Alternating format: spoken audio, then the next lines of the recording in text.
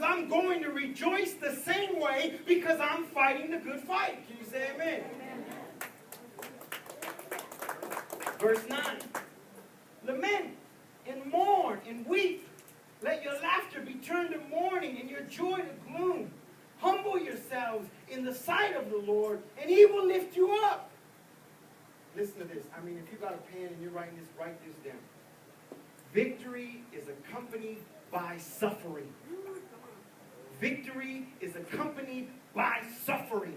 Anything worth fighting for, anything that worth putting your dues on, anything worth going after it for, when you get the victory, there will always be accompanied by suffering. Ask any cancer survivor. They say, I beat cancer. I beat it. I talked to a lady on the 4th of July. She was 5 years clean. I know my mom is a breast cancer survivor. And you talk to the cancer survivors, and they say, I beat it. But I had to suffer for the victory. Well, come on now. I had to suffer for the victory. I had to suffer to win the battle. I think that as people of God, we have to understand that some battles come with injury. Sometimes you are going to go to a battle and you are going to be injured. And you are going to have to suffer through some things. You're going to have some pain in your life. But a true soldier, a true warrior, somebody who is fighting the good fight will accept the fact that they are wounded and they will keep moving forward despite the situation. Sister Teresa has gone to be with the Lord. She was just one of the little ladies that used to come here to the church. And she got sick very fast. And she was there on her deathbed there. And we were able to pray with her and anoint her. And then she passed away. And we went and did a little gathering for her. And on her card it says, I have fought the good fight. And I looked at her and she was 76, I believe she was, somewhere in the mid-70s. And I thought, man. And I began to think to the Lord. I said, Lord, we went and prayed for her, and we asked God to heal her. We asked God to heal her. And she ended up passing away. And as a pastor, that really messes with your psyche. You know, it really comes to discourage you. And I said, man, Lord, I thought she was going to get healed, and we prayed healing. And God says, you know what? I did heal her. I took away all that junk. I took away that old body. I took away that old bones. And now she's in heaven, and she's young, and she's running, and she's rejoicing, and she's happy, and she's overjoyed. And so He healed her. Just not in the way that I thought that it was going to be. Just not in the way. So when God says rejoice, regardless of the situation, that you rejoice in the fact that she fought the good fight. Rejoice in the fact that God has called her home. Rejoice in the fact that she's in a better place, rather than to sit there and stew on the pain of the loss that it caused.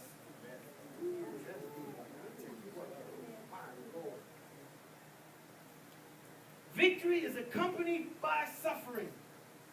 Check this out. We have grown so soft that if someone talks to us the wrong way, we cry. Can you imagine this? Can you imagine this? Can you imagine this? And I can say this. You know, I've been married for 2 decades, and I've been with her for 3. Amen. She's like, oh man, what are you gonna say? And when we fight, I feel so worthless, and so ugly, and so bad, that the whole world can come up to me and say, you were so amazing, you were so handsome, you were so special. But if that one person that I've given my heart to doesn't say it, it doesn't matter. You understand what I'm saying?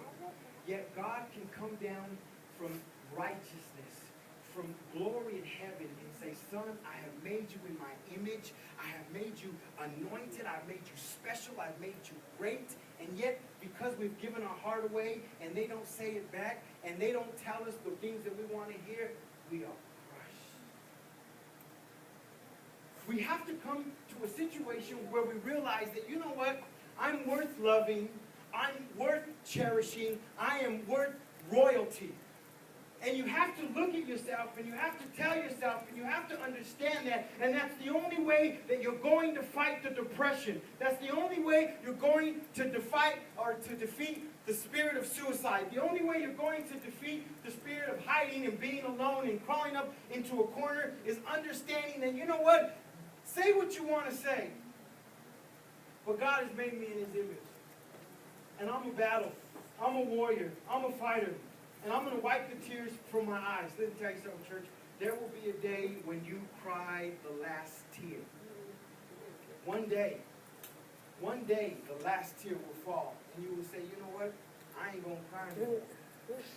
I ain't going to be down no more. I'm going to get up and I'm going to rejoice because there's no more tears left to cry. If someone says we're no good or we're a loser, we immediately fall. We immediately fall. Even though God has said you're a diamond in the rough, even though God says that you are something special, even though God sits on the sideline and He cheers you on, let me tell you something about God. God is omnipresent. It means He's everywhere at the same time. So He's at the end of the finish line, cheering you on. He's at the starting line, pushing you forward. And He's in the middle, right behind you, encouraging you to go forward. Can you imagine that? That God is at the end, cheering you to come on, keep coming, keep fighting, keep moving. You're almost there. You almost made it. You're almost done it. Just because you can't see it doesn't mean it's not coming. I know it. Just hold on for one more moment, one more night, one more day, one more week, one more month, one more year, one more generation. Just keep fighting. And yet He's behind you saying, come on, get up, fight, fight. You can do this. You can be there. You can do it. And He's at the starting line saying, keep running, keep going, and keep fighting. If something doesn't go our way, we crumble. I'm one of those. I set everything up and I said, this is how it's going to go. This is how my week's going to go. This is how it's going to happen. And then something doesn't go according to plan, and I immediately begin to crumble. I immediately begin to say, wow, I'm a loser, and my plans never work, and nobody listens, and nobody understands, and why do I do it? And I begin to talk myself out of the blessings of God. When really you got to stand up and say, you know what, so the enemy throws a curveball at me, I'm going to adjust. I'm going to figure it out. I'm going to keep on moving. I'm going to keep on going. You know, the one thing that I've really grabbed a hold on to is being here in my late 20s is that I've understood that, I understood that time will heal.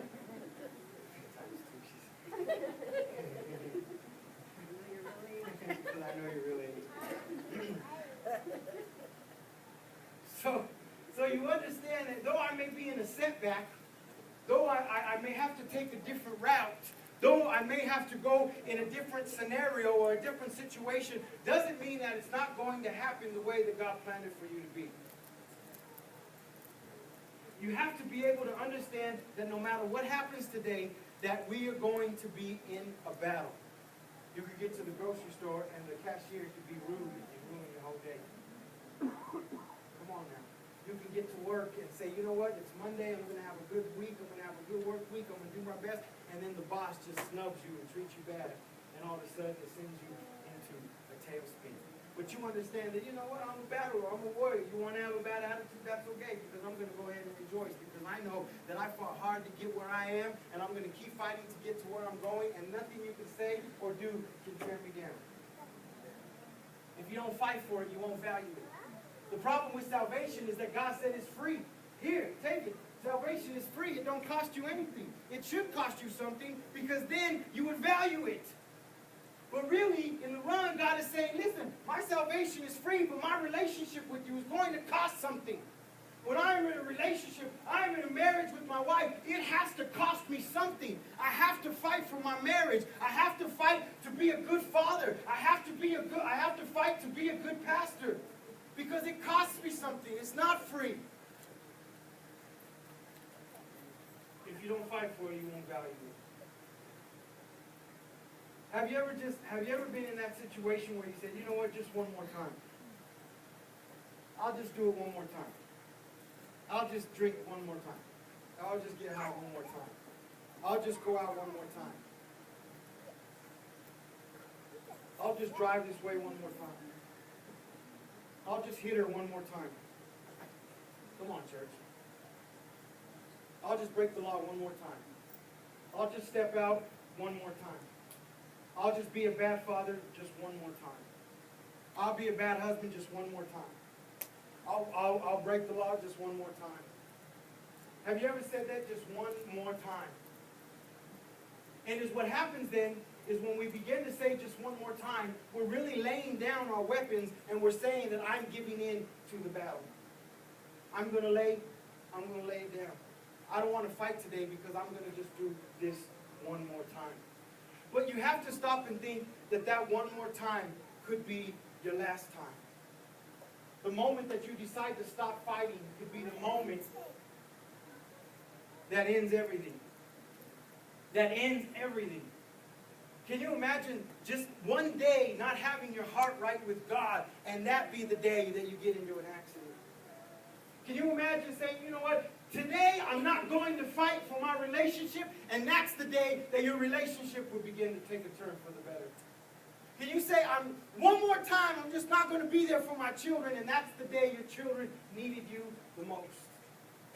But just one more time.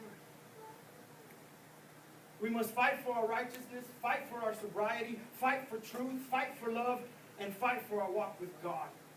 We must understand that every day that the enemy comes before us, we refuse him.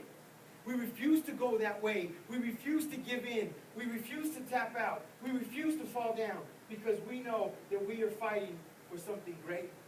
We are fighting for our integrity. We're fighting for our character. We're fighting for the people that we love. We're fighting for our children. Do you know that sometimes you have to fight when they don't want to fight? You have to fight for them when they don't want to fight. You go at your children, you say, babies, we're going to church today. Well, you know what, I'm older now and I don't want to go to church. And you say, well, I'm going to go, I'm going to fight for you until you realize that you need to fight for yourself.